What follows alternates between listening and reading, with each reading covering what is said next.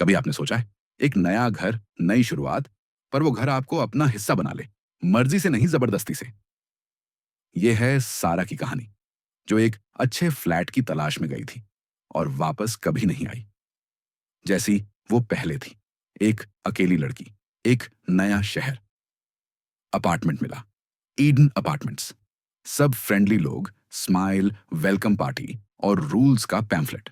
Rule number 1, कोई पेट नहीं, पर सारा अपनी बिल्ली को छुपा लेती है और तभी शुरू होती है उसकी सजा। एक रात दरवाजा खोलती है और उसकी बिल्ली मरी हुई बाहर पड़ी होती है। कोई निशान नहीं, कोई खून नहीं, सिर्फ सन्नाटा। और लेटर पैड पर लिखा होता है, नो पेट्स। अगले दिन अपार्टमेंट वालों की शक्लें बदल जाती हैं। अचानक अगली रात साराह के रूम में एक आदमी आता है और उसे एक बंद कमरे में ले जाते हैं। वहां एक पतली सी दीवार और लाउड स्पीकर से चलती रहती है एक आवाज, ओबीडियंस इज फ्रीडम।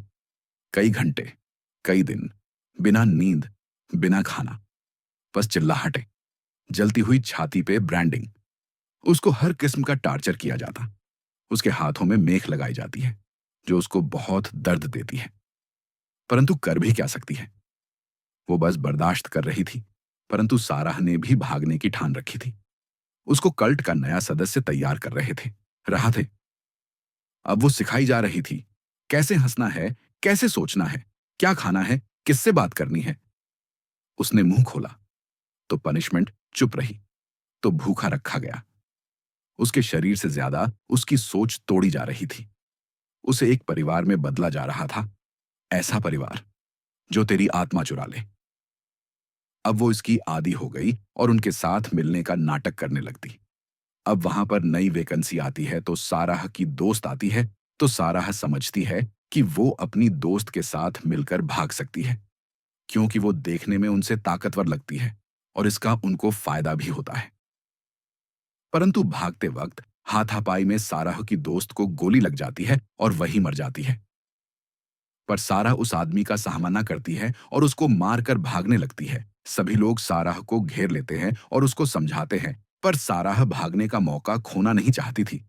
सारा भागती है, एक कल्ट मेंबर को मार के रास्ता बनाती है और एक मेंबर जो साराह को पसंद करता था, उसकी भागने में मदद करता है। साराह भागती है, जख्मी, डर के मारे, और जब वो बाहर निकलती है, वो देखती है सिर्फ उसका बिल्डिंग नहीं, पूरी कॉलोनी एक कल्ट है।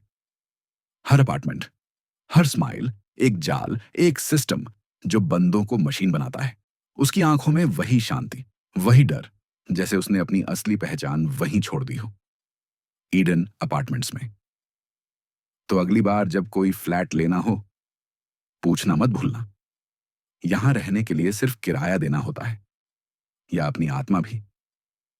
तो दोस्तों, अगर आपको कहानी अच्छी लगी तो सब्सक्राइब जरूर कीजिए। मिलते अगली कहानी में।